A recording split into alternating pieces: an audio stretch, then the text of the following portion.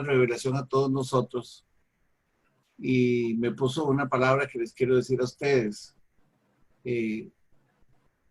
Vamos a seguir viendo que el grupo se reduce, cada vez más se va reduciendo, pero los valientes van a permanecer hasta el final.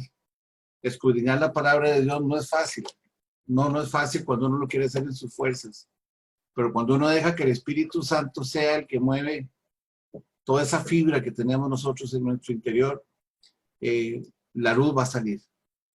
Y yo de todo corazón quiero darles gracias. Yo les dije el miércoles de la semana pasada que por favor nos estén retroalimentando para poder nosotros saber hacia dónde debemos de tomar el curso.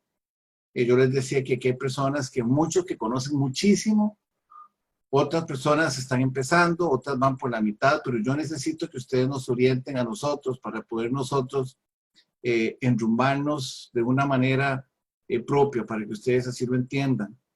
El asunto con el libro del Apocalipsis es que el libro del Apocalipsis, como yo les dije desde el principio, es un libro que se explica solo se explica, y ustedes lo van a ver, solo se explica.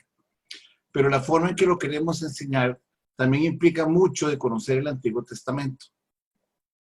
Básicamente yo tengo, como les he dicho a ustedes en muchas oportunidades, raíz judía y conozco bastante bien el tema del Antiguo Testamento. Por eso es que más bien yo muchas veces los llevo a buscar escrituras del Antiguo Testamento para que ustedes puedan ver que todo lo que fue dicho en la palabra a través de los tiempos se cumple.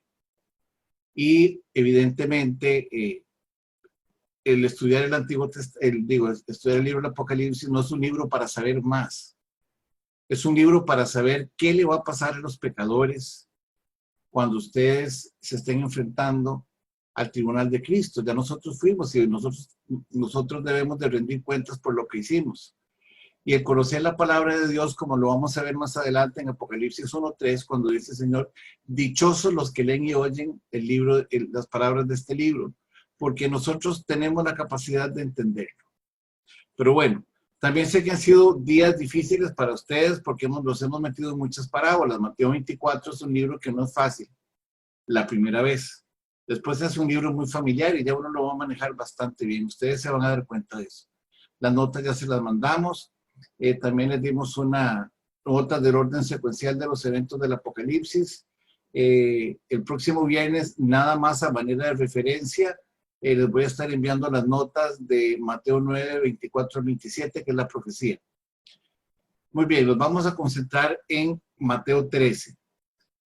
Mateo 13 nos ha llevado a dar una vuelta por toda la Biblia.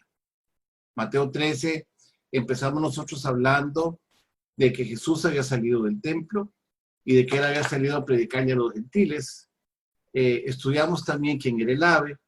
Cuando estudiamos el ave nos dimos cuenta que el ave se había robado la palabra de Dios y que la palabra de Dios había sido llevada a un lugar donde están los espíritus inmundos y las aves inmundas y se guardó durante un periodo de 2000 años. Vimos también que el libro se trataba de parábolas, hablamos de las parábolas.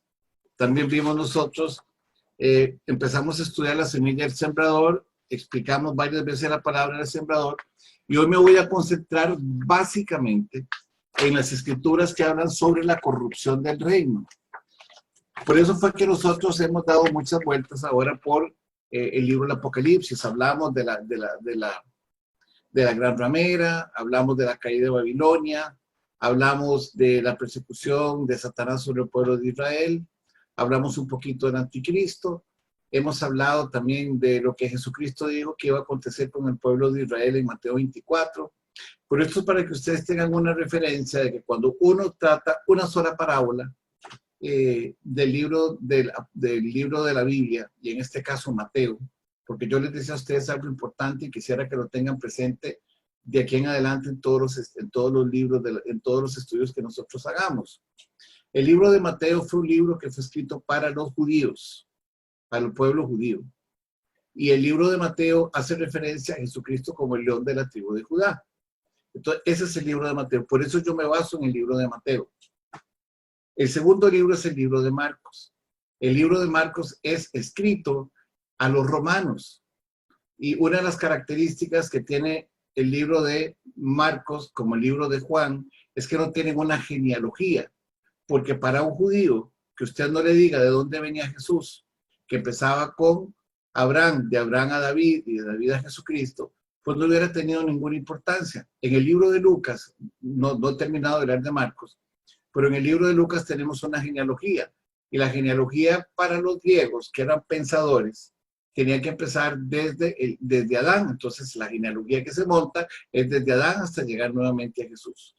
Por lo tanto, el libro de Romanos no tiene ninguna genealogía, porque los romanos fueron un pueblo que emerge unos siglos antes de nuestro Señor Jesucristo, y para ellos es irrelevante quién sea quién. Ellos simplemente son el imperio, son los que tienen el control en el mundo, por eso no les interesa. ¿Cómo presenta Marcos a Jesucristo? Lo presenta como un animal manso, lo presenta como un borrego, o lo presenta como un buey. ¿Por qué? Porque Jesucristo va a tener que enfrentarse a un imperio romano y no lo va a poder hacer con espada ni con ejército, como dice Zacarías 4:6. No es con espada ni con ejército, sino que dice que es con mi Santo Espíritu. Jesucristo va a enfrentar al imperio romano con el Espíritu de Dios. Ahí es donde empieza el libro de Marcos, y ahí lo tenemos que entender. Una explicación más amplia la hace el libro de Romanos. El libro de Romanos hace una explicación más amplia de lo que estaban padeciendo los judíos en Roma.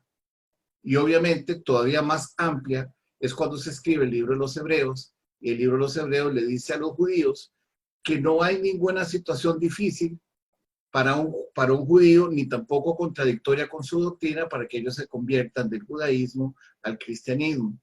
Les mencionaba la semana pasada que en el libro de Romanos, capítulo 3, versículos 1 y 2, la palabra de Dios dice que las escrituras fueron entregadas a los judíos.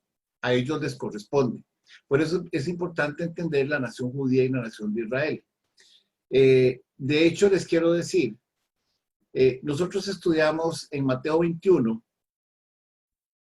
cuando Jesucristo le estaba hablando a los fariseos y les decía que era una higuera estéril. La higuera representa al pueblo de Israel.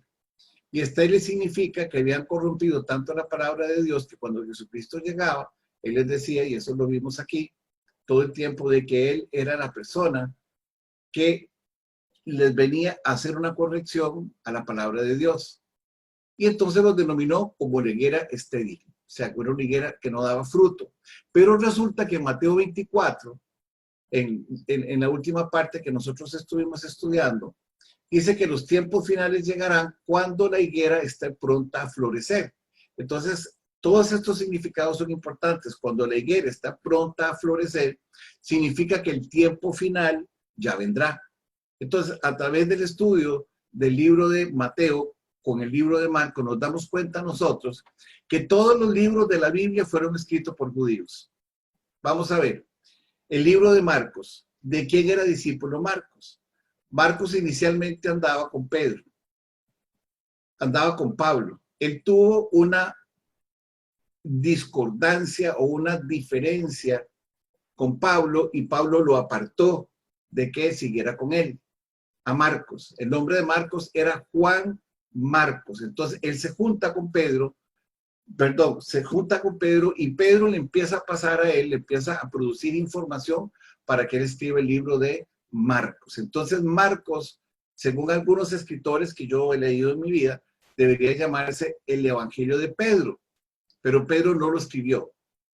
Lo escribió Marcos, y lo que hizo fue ahorita voy a hablar de los libros sinópticos. Los libros sinópticos son 3. Son Mateo, Marcos y Lucas. ¿Qué significa la palabra sinópticos? Significa que ellos recaban historia de lo que aconteció y después la plasman en el documento. Acuérdense que yo la semana pasada el miércoles les estuve hablando de los 3 ciegos que estaban sentados y los pusieron a que trataran de identificar el animal que tenían enfrente. Entonces, uno dijo que el elefante era como una culebra, porque cuando lo llevaron al cieguito a tocar el elefante, tocó el moco y dijo que era como una culebra. Al segundo, cuando iba llegando, se agachó y entonces lo pusieron debajo del elefante y él no podía cruzarlo. Entonces el elefante dijo que él era tan grande como el mundo. Y el tercer cieguito lo llevaron Y entonces, para ver, el elefante estaba levantando la pata y le tocó la pata y la pata era redonda. Entonces dijo que el elefante era como un círculo. Los tres definieron lo que era un elefante de acuerdo a las opciones que ellos tenían enfrente. Quiere decir que para que usted entienda perfectamente bien de lo que se tratan los evangelios sinópticos, no el evangelio de Juan no es un evangelio sinóptico, usted tiene que leer todos los evangelios juntos y empezar a armarlos. Por ejemplo, empiece usted a darse la tarea de cuando el gallo le canta 3 veces a Pedro. Aparece Marcos, aparece Lucas y aparece Mateo. Léalos y verán que los 3 narran cosas diferentes, pero están en el mismo escenario. Usted va a tener la labor de encajarlos de acuerdo a la lógica en la que se están produciendo las cosas para que usted vea cómo le va a cambiar el pensamiento a él. Muy bien.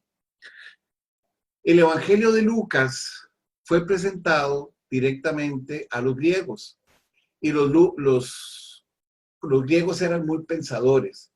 Entonces, ¿cómo presenta Lucas a Jesucristo? Lucas lo presenta a él como un hombre. Lucas lo presenta como un hombre porque tiene que llegarle directamente a los romanos y a todos los pueblos que estaban ahí, principalmente a los griegos, como un hombre, porque ellos eran pensadores, ellos eran filósofos. Finalmente tenemos el Evangelio de Juan. El Evangelio de Juan se escribió muy al final. El Evangelio de Juan no se escribió al principio.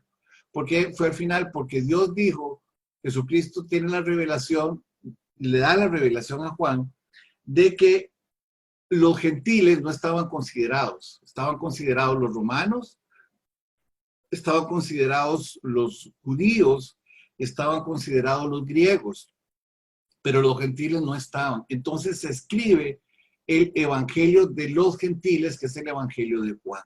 Entonces, ahí ustedes tienen las figuras.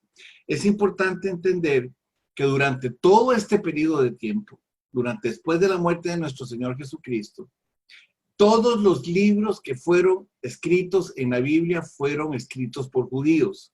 Alguno me diría a mí que Lucas no lo era. No, sí lo era. Pero de todas maneras, la información que tenía tanto Marcos como Lucas provenían de judíos. Entonces, la palabra de Dios fue escrita completa y totalmente por los judíos. No hay un solo autor, uno solo, que no sea judío. Dentro del pueblo de Israel o dentro de la historia de Israel, se introdujeron mujeres que no eran judías. Se introdujo, por ejemplo, a Ruth. Ruth no era judía. Se introdujo también a la mujer que les dio espacio en Jericó. Ahorita no me acuerdo el nombre. Ya se lo voy a decir.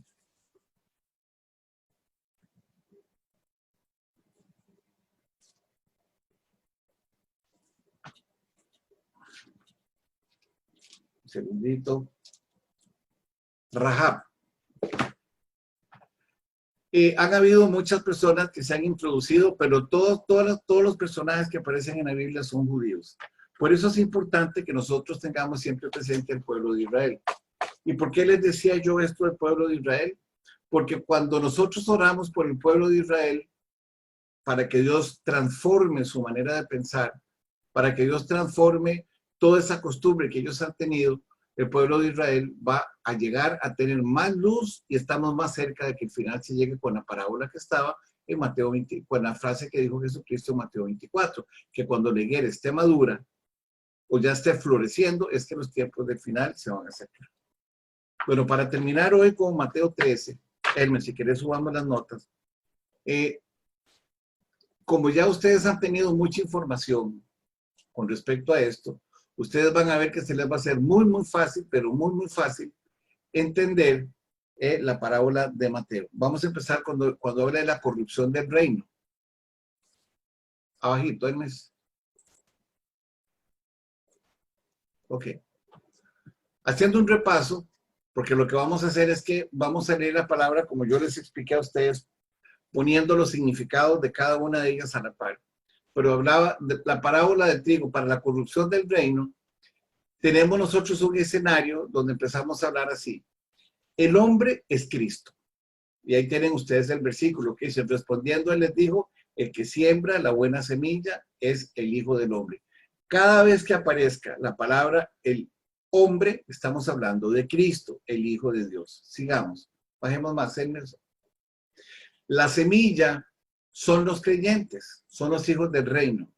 Cada vez que oigamos la palabra semilla, significa eso. El campo es el mundo y la buena semilla son los hijos del reino. Y las cizañas son los hijos del malo. Ahora, ¿qué significa la palabra el campo es el mundo? El campo es el mundo, es la buena semilla, son los hijos del reino y la cizaña son los hijos del malo. Entonces, en el campo que es el mundo, están tanto los hijos de Dios como los hijos de Satanás. Acuérdense que Satanás tiene hijos. Acuérdense cuando les di la escritura la semana pasada, que es San Juan 8:44. San Juan 8:44 habla de los hijos de Satanás. Voy a leerla aquí un momentito, yo la tengo a la mano. Y dice San Juan 8:44. Vosotros sois de vuestro padre el diablo, y los deseos de vuestro padre queréis hacer. Entonces, ahora nosotros habíamos estudiado largo y tendido las dos simientes. Entonces estaba la simiente de Israel y la simiente del pecado. La simiente de Israel era la mujer que escoge Dios para que nazca el Hijo de Dios. Y nace entonces toda la iglesia de Cristo. Pero también tenemos la otra simiente, la simiente de pecado. La simiente de pecado son los hijos de Satanás que Juan menciona en San Juan 8:44. Entonces tenemos los hijos de Dios y tenemos los hijos de Satanás. Vea que lo dice en 38. El campo es el mundo, la buena semilla son los hijos del reino y las cizañas son los hijos del malo. En San Juan 8:44 aparece la respuesta. Dice, el enemigo es el diablo. ¿Qué es lo que hace el enemigo? El enemigo que sembró es el diablo. La siega es el fin del siglo y los segadores son los ángeles. ¿Quiénes son los que van a sembrar la mala semilla? ¿Quiénes son los sembradores de Satanás? Los anticristos, que son los hijos del diablo. ¿Quiénes son los que van a sembrar la buena semilla? Los hijos de Cristo, los que van a predicar el evangelio. ¿Quiénes son los segadores? Vamos a seguir leyendo, bajemos más Hermes. Dice, los hijos de la cizaña son los hijos del malo. El campo es el mundo y la semilla y la buena semilla son los hijos del reino y la cizaña son los hijos del malo. Finalmente, los segadores. El enemigo que la sembró es el diablo. Y la siega es el fin del siglo, y los segadores son los ángeles. Al final del libro, en el libro de Apocalipsis, ustedes se van a dar cuenta que para la palabra ángel, en el capítulo 2 y 3 del libro del Apocalipsis, son los pastores. Pero los pastores no vuelven a aparecer más después del capítulo 3. En el capítulo 4 y en adelante, esos ángeles son los ángeles creados por Dios para venir a combatir con la maldad. Acuérdese de esto. Israel no tiene el Espíritu Santo en sus corazones como si lo tiene la iglesia. La iglesia tiene el Espíritu Santo dentro de nosotros. Yo expliqué la semana, expliqué que hay 3 sellos. Un sello que nosotros tenemos está en Efesios 1:13. Efesios 1:13 es el sello del Espíritu Santo que está en nosotros. Muy bien, ese es el Espíritu. El otro sello es el que Dios le va a poner al pueblo de Israel en sus frentes. Se aparece en Apocalipsis capítulo 7, se menciona. Y ese sello aparece descrito en la Biblia. Déjenme decirle exactamente cuál es. Ese sello aparece en Ezequiel 9, del 7 al 11. Ese sello se habrá puesto en la frente. Cuando nosotros nos fuimos al libro del Apocalipsis, les expliqué el tercer sello. El tercer sello es el que va a poner el anticristo. Les decía que, de acuerdo con la palabra de Dios, dice que será puesto o en la frente o en la mano derecha. Apocalipsis 13:16. Entonces dice, me hicieron una pregunta, ¿por qué en la frente? Vamos a ver, porque habrá muchos que tienen el sello en las frentes, pero al final se van a dar por vencidos. Entonces Satanás los va a remarcar y van a ser ahora hijos de Satanás. Y obviamente la marca que van a poner es la marca que está en la mano. Habiendo repasado esto, que ya todos ustedes lo saben, y ven que ahora sí se les está haciendo bastante fácil entender, vamos a leer la parábola sin las notas que yo puse. Ustedes verán ahí que ahí hay unos corchetes y algunas explicaciones. Yo lo voy a leer sin esos corchetes y después vamos a leer las explicaciones. Dice, 24. Le refirió una parábola diciendo, el reino de los cielos es semejante a un hombre. Dice, en su campo. Pero mientras dormían los hombres, vino el enemigo y sembró la cizaña entre el trigo y se fue. Bajemos un poquito más, Hermes. Y cuando la hierba dio fruto, entonces apareció también la cizaña. Vinieron entonces los siervos del padre de familia y le dijeron, Señor, ¿no sembraste la buena semilla en tu campo? ¿De dónde, pues, tienes cizaña? Y él les dijo, un enemigo ha hecho esto. Y los siervos le dijeron, ¿quieres pues que vayamos y arranquemos la cizaña? Él les dijo, no, no sea que al arrancar la cizaña, arranquéis también con ella el trigo. Dejad crecer junto lo uno y lo otro hasta la siega. Y al tiempo de la siega, yo diría a los segadores, recoged primero la cizaña y atadla en manojos para quemarla.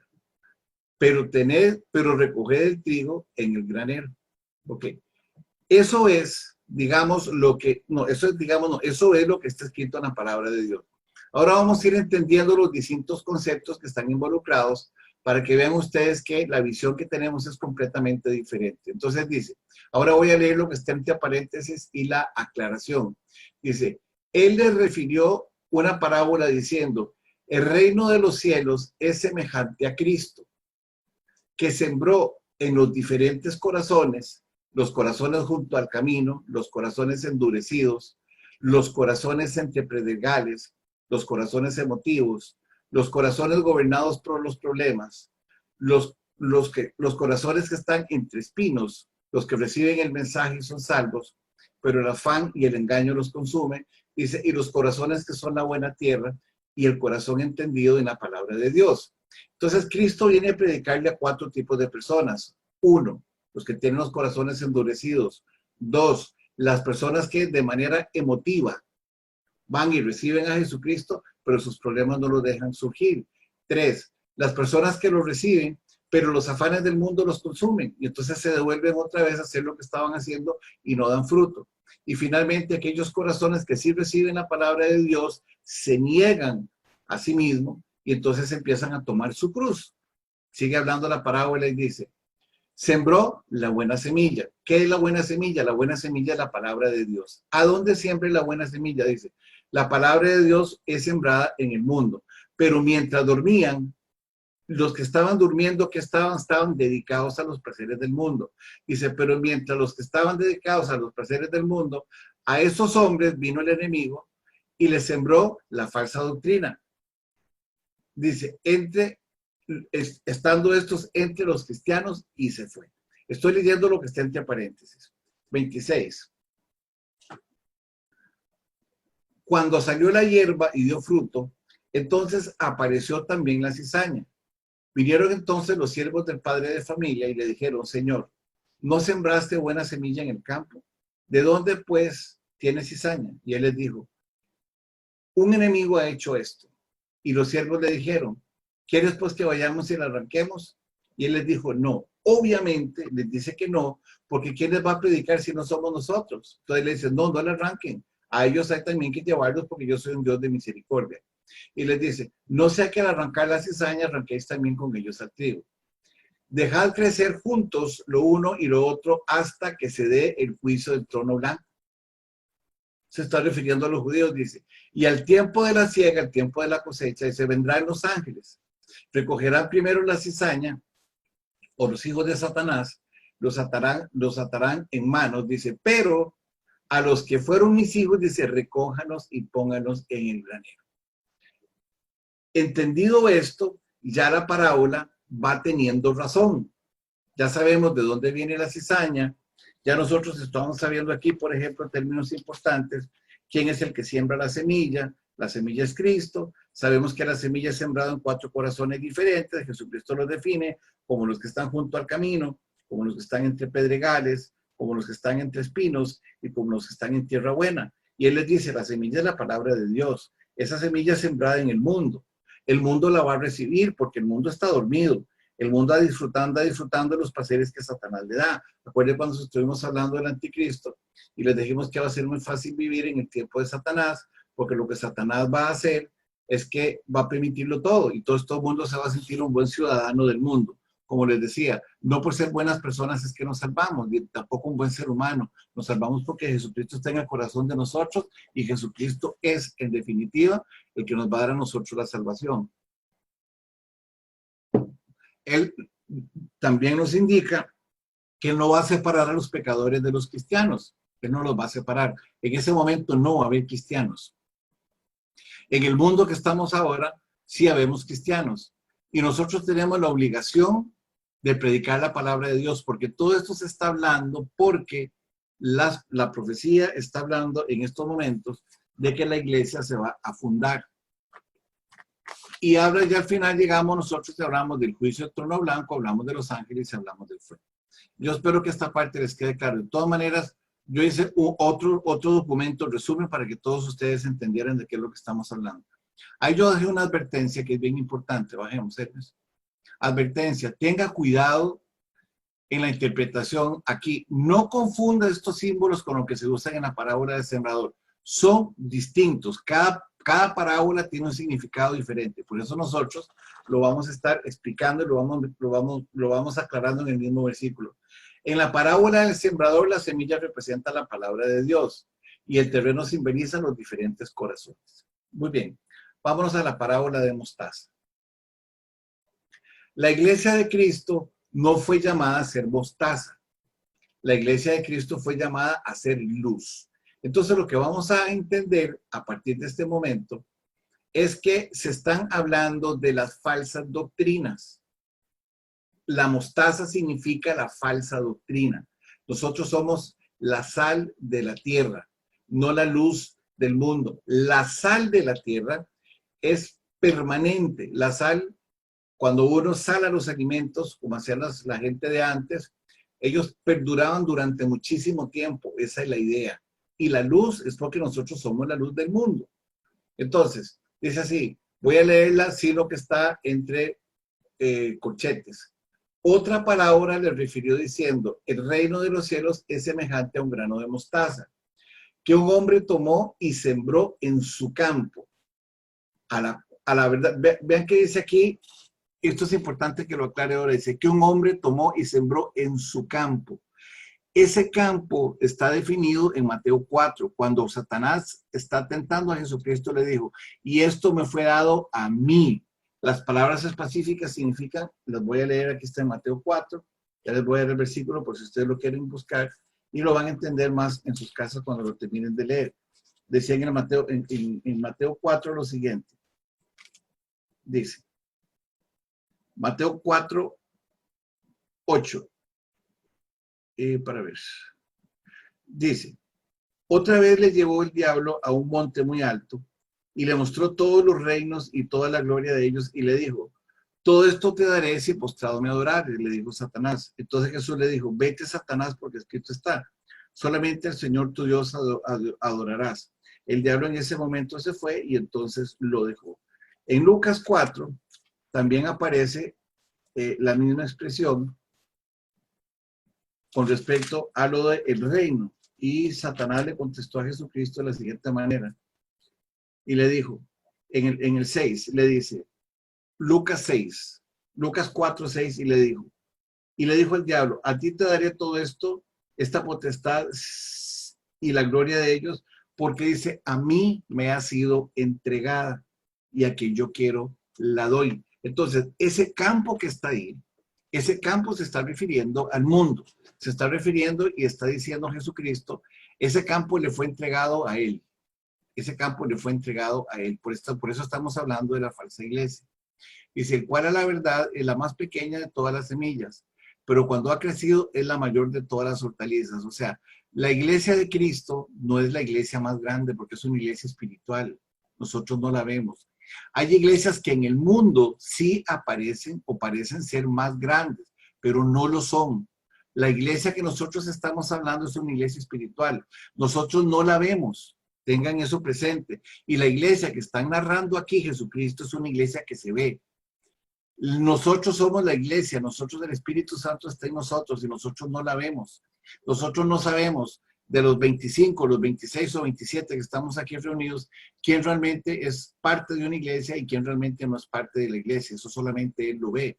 Pero aquí está hablando de una iglesia que se ve, que es una falsa iglesia, que no es sal ni tampoco es luz, que más bien es una hortaliza. Entonces yo le puse después de la palabra hortaliza, dice, una iglesia aparente en el mundo, es una iglesia aparente en el mundo. Y eso lo va a amarrar a él con la palabra ave. Acuérdense que la descripción de esta ave aparece en Ezequiel 31, para que lo noten a la par cuando lo tengan, a Ezequiel 31, cuando hablaba de que las aves hacían nidos en las copas de los cielos y que abajo hacían, estaban pastando todas las aves del campo. Eso es importante que ustedes lo entiendan, porque los que están abajo pastando son los reyes del mundo que están viviendo casualmente a la sombra de Satanás, dice. Entonces dice, pero cuando haya crecido, estoy en el 32 al final, es la mayor de las hortalizas, es la iglesia aparente en el mundo, y se hace árbol, se hizo muy grande, de manera tal que las aves aparecen descritas en 18.2. ¿Qué son las aves? Dice, es habitación de demonios y guarida de espíritu inmundo y ave inmundo y aborrecible. Ese es el ave. Eso aparece en Apocalipsis 18.2. Dice, del cielo y hace nido en sus ramas. Ahora vamos a hablar sin leer la palabra que está subrayada. Dice, otra parábola le refirió diciendo, el reino de los cielos es semejante a una falsa iglesia que un hombre tomó y formó en el mundo, el cual a la verdad es la más pequeña de todas las semillas, pero cuando haya crecido es la mayor de las iglesias aparentes del mundo. Y se hace árbol, de tal manera que se ha convertido en habitación de demonios y guarida de espíritu inmundo y de ave inmundo y aborrecible. Dice, y hay gente, o hay personas que hacen sus nidos debajo de sus ramas. ¿Lo van entendiendo? Yo me imagino que sí, ¿verdad? Espero que sí. Vamos a la que sigue, Ernest.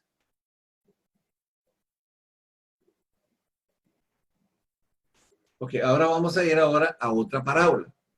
La parábola de la levadura. La levadura es la que hace que el pan crezca. ¿De acuerdo?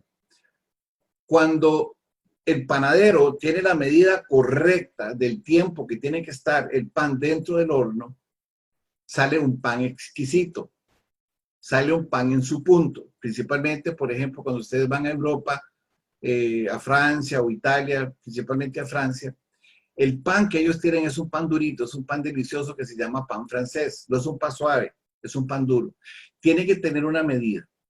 Pero resulta que la levadura va a cumplir otra función, porque la levadura en la palabra de Dios, y eso ustedes lo tienen en todas las notas anteriores, la levadura es un emblema de la doctrina perniciosa, de pecado, de la maldad y de lo no permitido. Por eso es que se junta la mostaza con la levadura. Las dos parábolas vienen seguidas para que usted entienda que no estamos tratando de la iglesia de Cristo. La iglesia de Cristo va a aparecer aquí, pero no aparece todavía.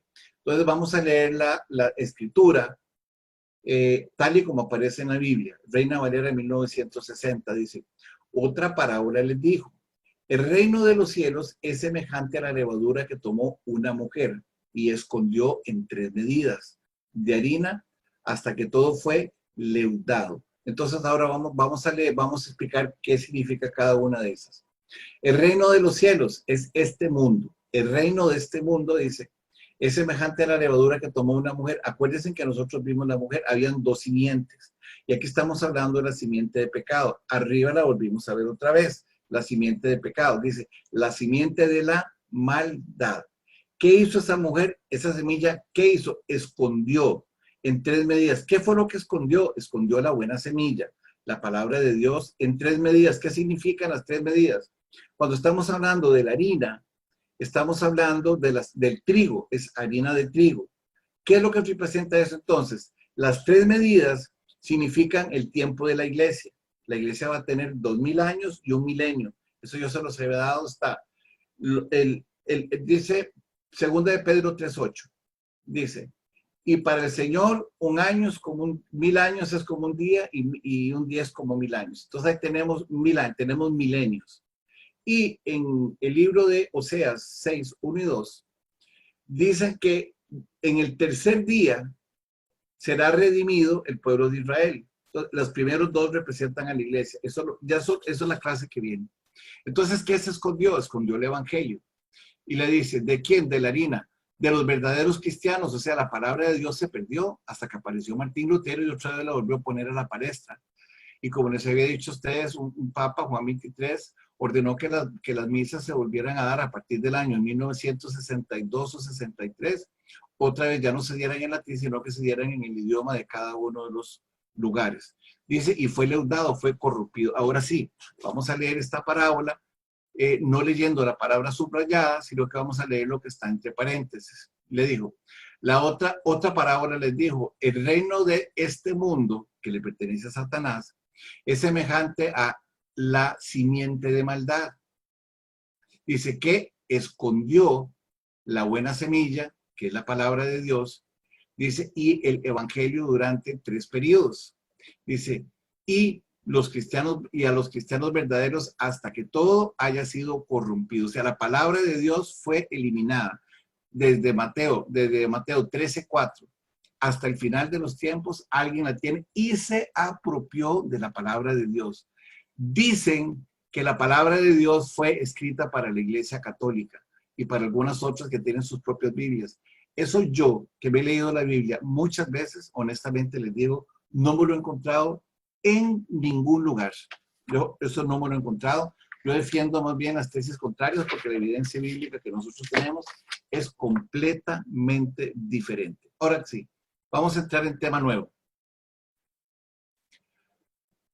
¿Qué entienden ustedes por el tesoro escondido?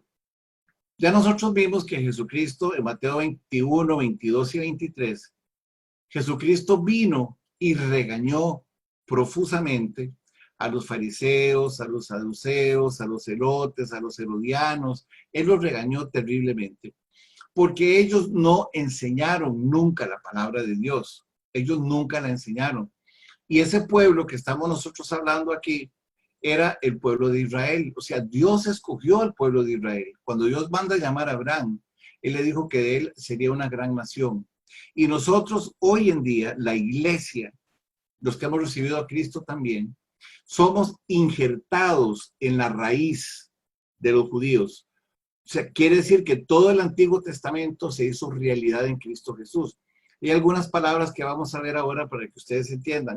Hay un refrán que nosotros decimos que nadie es profeta en su tierra, ¿verdad? Que ustedes lo han oído todos. Ahora se van a dar cuenta que qué mal está leído porque la palabra de Dios dice todo lo contrario. Pero lo vamos a estudiar. Entonces, aquí se está refiriendo al pueblo de Israel. Y esta es una de las partes más lindas que podemos entender. El tesoro escondido, dice así, además el reino de los cielos es semejante a un tesoro escondido en el campo, el cual un hombre halla y lo esconde de nuevo. Y gozoso, por ello va y vende todo lo que tiene y compra aquel campo. Vamos a ver, en aquel tiempo, para los judíos y también para el Imperio Romano, y sigue aún siendo así en nuestros días, si yo llegaba a algún lugar y yo me encontraba un tesoro, ese tesoro no era mío, ese tesoro era del dueño de la propiedad. Entonces, en la narración que está haciendo Jesucristo, él lo que está diciendo es que él llegó a la tierra y se encontró un tesoro, pero ese tesoro estaba escondido. Ese tesoro que estaba escondido, Jesucristo no lo sacó, porque si él lo hubiera sacado, pasaba a ser propiedad de Satanás. Entonces, él no lo sacó. Él lo dejó ahí. Él lo guardó ahí y no lo sacó porque si él lo hubiera sacado, nunca lo hubiera podido redimir. Entonces, él hace aclaración y dice aquí, ¿qué es el reino de los cielos? Es el mundo. ¿Qué es el tesoro escondido? Son los judíos. ¿Qué significa el campo? La tierra. ¿Quién es el hombre? Jesucristo. ¿Qué es lo que encuentra Jesucristo? Encuentra un Israel estéril, la higuera estéril. Dice, y le esconde porque no había producido fruto. Y gozoso va y vende todo. ¿Qué es lo que él vende? Él vende su vida, dice, su muerte en cruz. Dice, y lo que tiene, vende todo lo que tiene y lo compra. ¿Cómo lo compra? Con su sangre. ¿Qué compra? Dice, compra el campo. ¿Qué es lo que va a comprar? La redención del pueblo de Israel.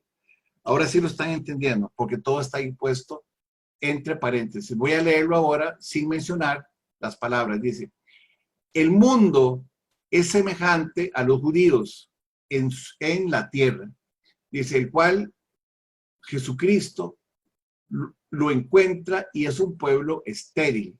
Dice, no ha producido fruto. Y viene él y gozoso va a la cruz y muere para comprar con su sangre, dice, y redimir a la nación de Israel. ¿Ven qué diferente es entenderlo así? Ahora ustedes tienen ya claro de qué se trata el tesoro escondido. Esa es la parábola del tesoro escondido. Ahí está aclarado. Cada término, cada palabra que ustedes van a ver aquí, tienen que aclararla. Por eso hemos durado mucho tiempo, porque ustedes creen que que no entendieron lo del anticristo, no, sí lo entendieron. Ustedes creen que no entendieron lo del falso profeta, no, sí lo entendieron. Ustedes creen que no entienden Mateo 24, no, sí lo entendieron. Y ahora lo están entendiendo más, porque ahora ustedes están conjuntando una serie de cosas. Y esta parábola de Mateo 13:44 se está refiriendo a todo Mateo 24, del 4 al 44, para que ustedes vean que todo tiene relación. Ahora vamos a seguir ahora con la perla de gran precio. Vamos a ver. ¿Cuál es la característica de una perla? Nosotros tenemos así. Los diamantes se forjan con un artesano que sepa trabajar la piedra. El oro, usted lo pasa por el fuego y lo funde, y entre más lo funda, pues es más puro. La plata, en las mismas condiciones. El bronce tiene que forjarlo. O sea, cuando Jesucristo está hablando de la piedra de gran precio, Él está haciendo una selección especial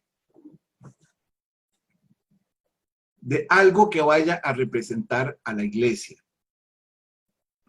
Voy a leerle, ahorita le voy a explicar cada una de ellas.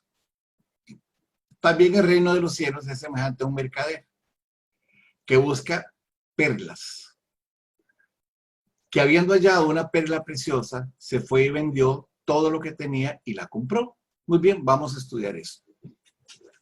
¿Por qué el mercader es Jesucristo? Porque nadie puede comprar la salvación. Ya lo habíamos visto anteriormente y aquí lo vuelve a decir. Nadie por sus propias obras puede salvarse. El único que nos puede salvar a nosotros es Cristo Jesús, dice.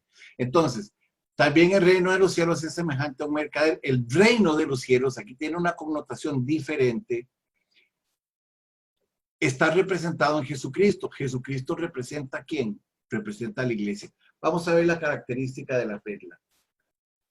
La perla nace de una concha, pero a esta perla se le meten ciertos granitos que le producen mucho dolor a la perla, y la perla secreta una sustancia y la secreta y la secreta y la secreta a través de mucho dolor, hasta que una vez forma la perla, pero la perla no tiene ninguna condición de mano. La perla se ha forjado ella misma por una situación difícil y de dolor.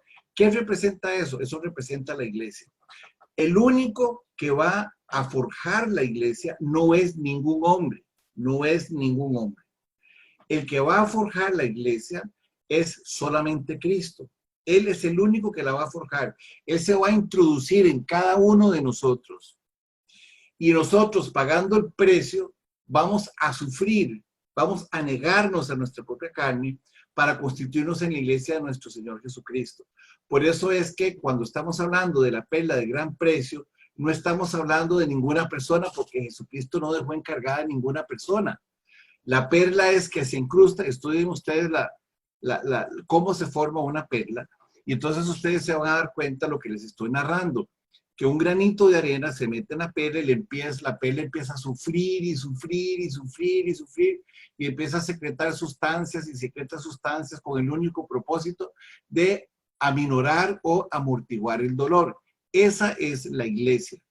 Esa iglesia de la que nosotros estamos hablando es la que solamente Jesucristo va a formar.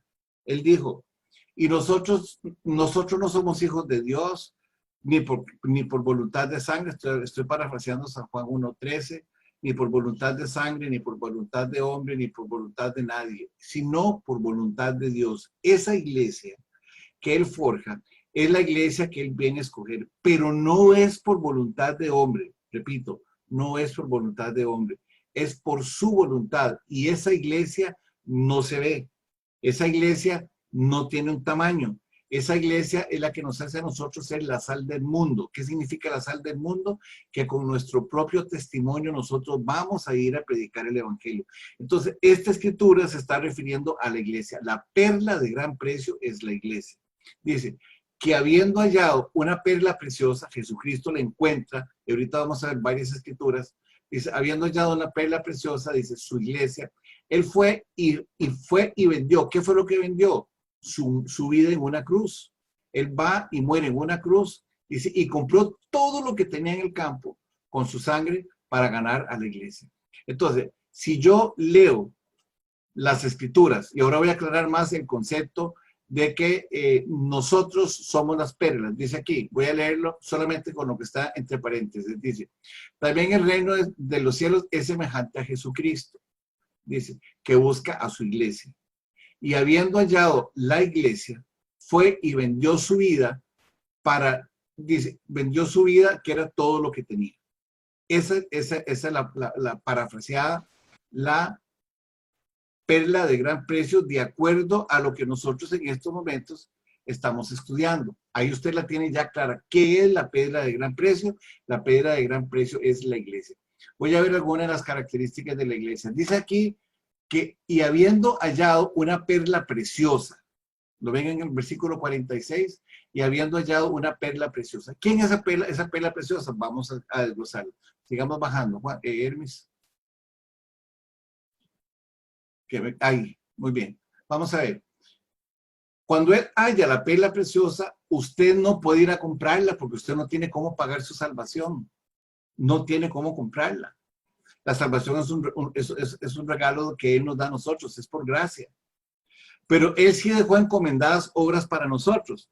En Efesios 2:10, específicamente, el Señor dice lo siguiente, refiriéndose a nosotros. Voy a leerlo textual. Efesios 2:10 dice así.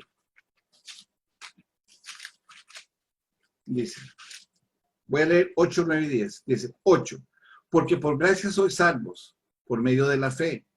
Y esto no de vosotros, pues es don de Dios. No por obras para que nadie se gloríe. No por obras para que nadie se gloríe. Pero dice en el 10, porque somos hechura suya. Ven, somos hechura suyo. Ahí lo tenemos nosotros. Ahorita lo vamos a ver. Nosotros somos hechura suya. Él es el que nos forma. Eso está en Apocalipsis 2:10. Porque somos hechura suya, creados en Cristo Jesús para buenas obras, las cuales Dios preparó de antemano para que anduviésemos en ellas. O sea, las obras que nosotros hacemos son las obras que Dios preparó para nosotros desde antes. Pero nosotros somos forjados y formados por Cristo. ¿Para qué? Para que nosotros vayamos a hacer esas buenas obras. Ahora, si usted quiere profundizar un poquito más en este tema, y usted se va a 2 Timoteo, y esto ustedes todas se la saben, 3:16 y 17, pero la voy a leer un momentito para que ustedes la tengan. 3:16 dice lo siguiente. Toda escritura es inspirada por Dios y es útil para enseñar, redarguir, corregir e instruir justicia. Eso es lo que hace Jesucristo. Jesucristo viene a nosotros y nos dice, yo los voy a enseñar porque nosotros somos ignorantes de la palabra de Dios. Y se los voy a enseñar. Dice, los voy a corregir, los voy a instruir y los voy a guiar en justicia. Y vean lo que dice en el 17. Porque acabamos de ver que nosotros estamos preparados para toda buena obra que el Señor nos encomiende. Y esa formación viene a través de la palabra de Dios. Y aparece en 2 Timoteo 3:17, dice, a fin de que el hombre de Dios sea perfecto, enteramente preparado para toda buena obra. Esas obras que aparecen en Efesios 2:10 son las obras que Dios tiene preparadas para nosotros. Entonces vean lo que dice en Juan 15:16, dice, no me elegiste vosotros a mí, sino que yo os elegí a vosotros. Él es el que nos elige, y dice, y yo os he puesto para que vayáis y lleváis frutos, y las obras que Él nos encargó, y que vuestro fruto permanezca, para que todo lo que pidierais al Padre en mi nombre, Él os lo dé, porque nosotros estamos dependiendo de Él. Entonces, ¿quién nos elige? De acuerdo a San Juan 15:16, Él es el que nos elige. Efesios 2:1, dice, salvos por gracia. Dice, ¿quién es el que nos da la vida? Jesucristo muere por nosotros, dice, y Él os da vida a vosotros cuando estaban muertos en nuestros delitos y pecados. Repito, ¿quién nos da la vida? Jesucristo es quien nos da la vida. ¿Qué es la salvación? Romanos 6:23 dice, porque la paga del pecado es muerte, mas la dádiva, regalo de Dios es vida eterna en Cristo Jesús. Quiere decir entonces, cuando estamos hablando de la iglesia, el que nos escoge es Cristo, de acuerdo a San Juan 15:16, de acuerdo a Efesios 2:1, Él es el que nos da la vida que eterna, como decía en San Juan 3, cuando estamos hablando de Nicodemo. Tenemos que nacer de nuevo. Él es el que nos da la vida. Ese nacer de nuevo es una nueva vida. ¿Por qué? Y es un regalo que Dios nos está dando a nosotros para que nosotros hagamos la obra que Él nos encomendó a nosotros desde el principio. Bajemos, ahora vamos a ir a otra parábola. Ustedes se acuerdan que Jesucristo dijo, cuando llamó a Pedro y a los apóstoles, Él le dijo que Él los iba a hacer pescadores de hombres. Entonces, la palabra pescador es algo importante porque nosotros vamos a lanzar las redes para que las personas vengan a Cristo. Vamos a ver.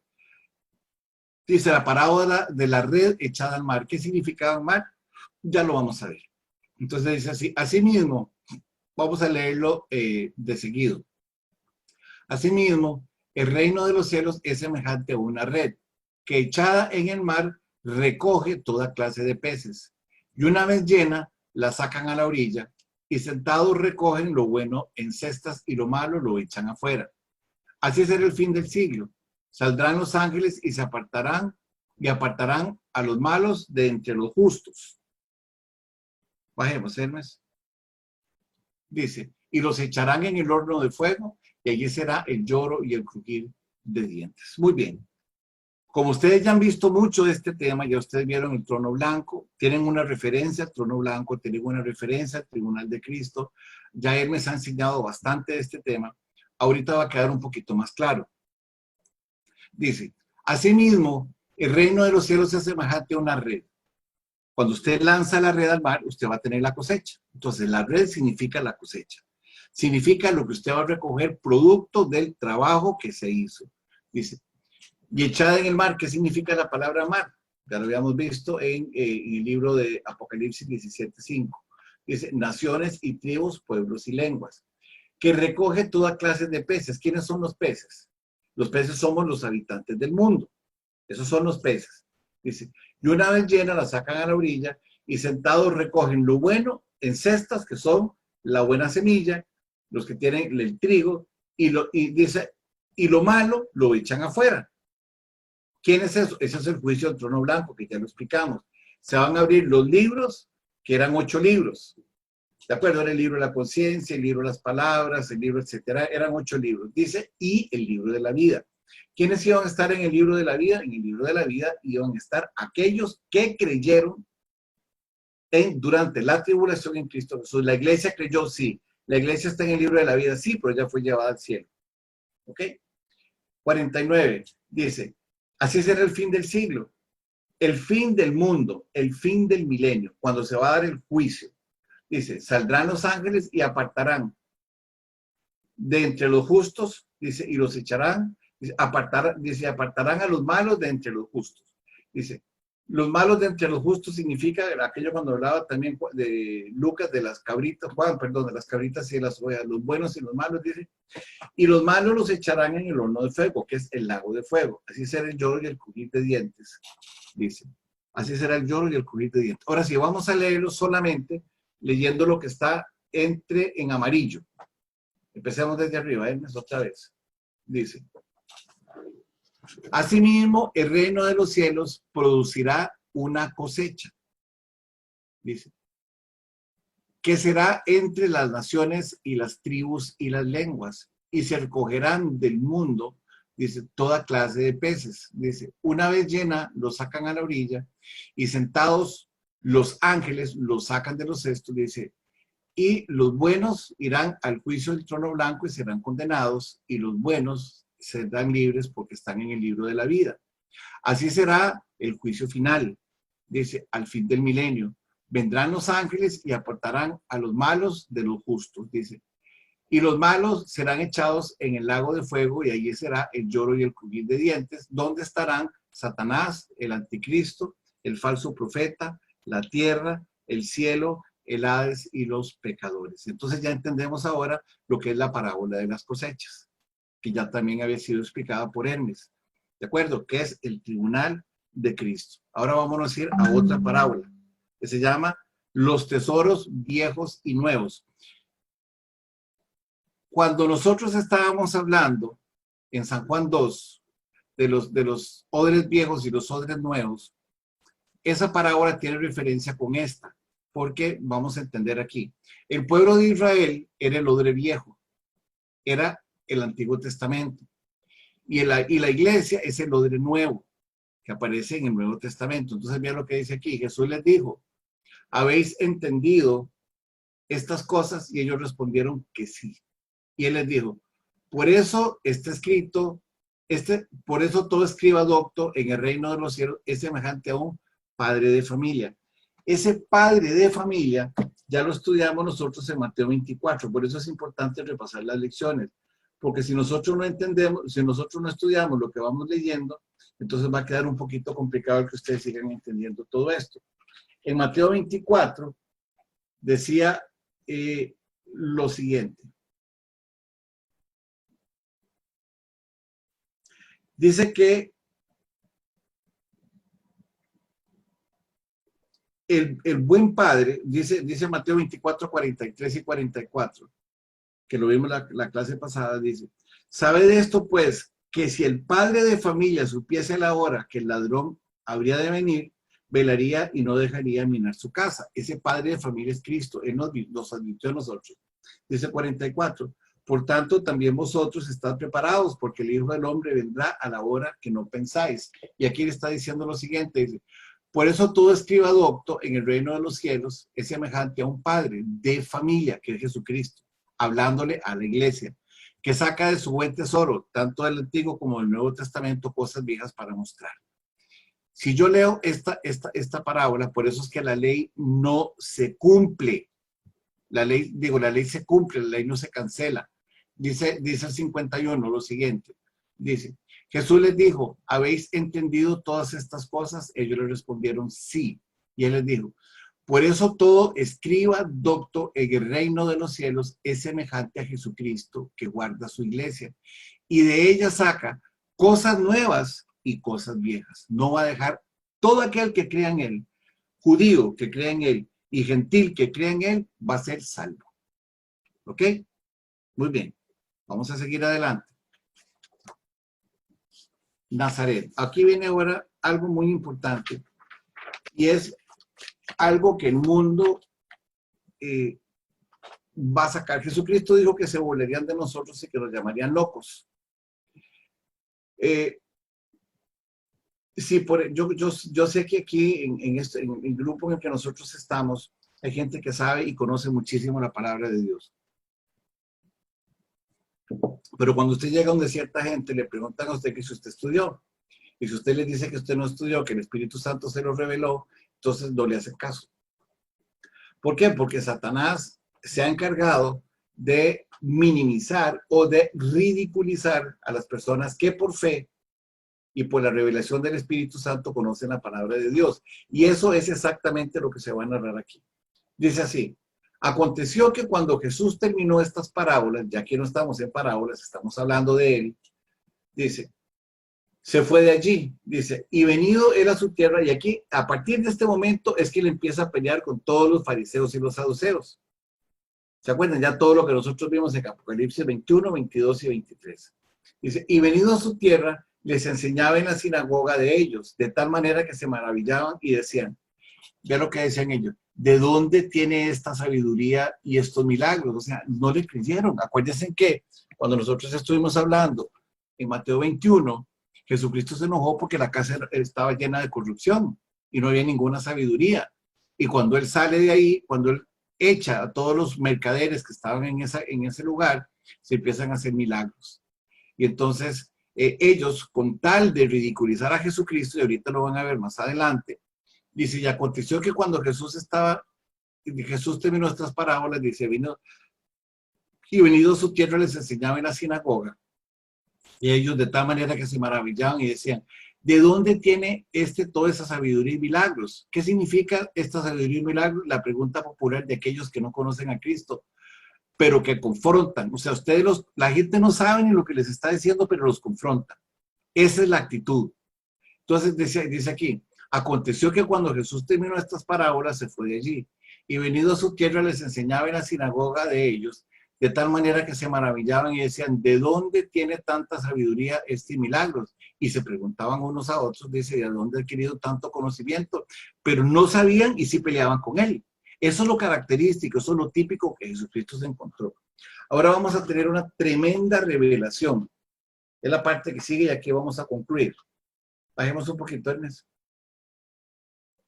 La tremenda revelación es que como Jesucristo no tenía un abolengo judío, una clase importante, era simplemente, los judíos eran esclavos en esa época, los que los estaban oyendo dentro de los mismos judíos se burlaban de él. Y vamos a leerlo al tenor de cómo está escrito para que ustedes vean. Dice, después de que le preguntaron a él que dónde tenía tanta sabiduría, todo esto es en burla.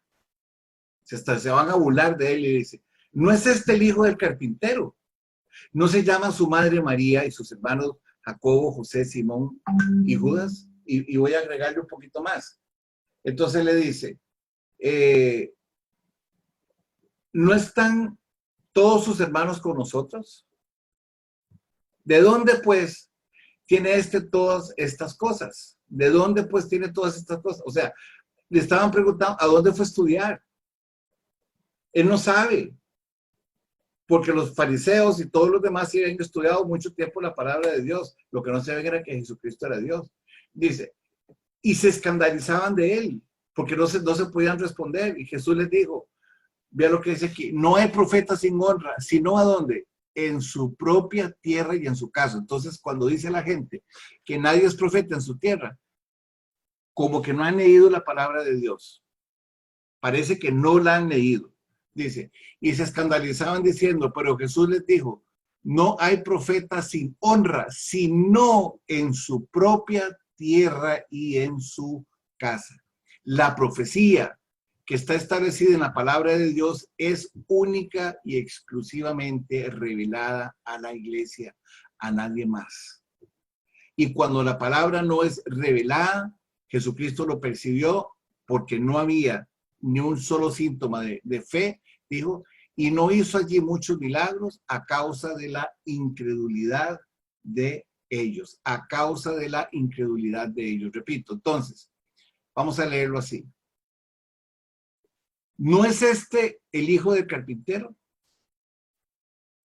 Un simple carpintero que nos va a venir a enseñar. ¿No se llama María y sus hermanos Jacobo, José, Simón y Judas? ¿No están todas sus hermanas con nosotros? ¿De dónde pues tiene todas estas cosas? Y se escandalizaban.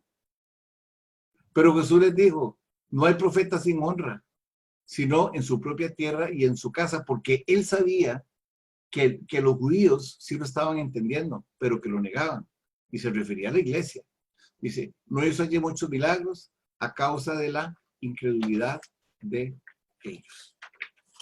Y así terminamos nosotros con la parábola de Mateo 13.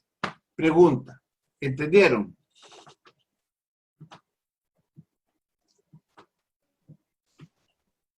¿Sí entendieron? Ok.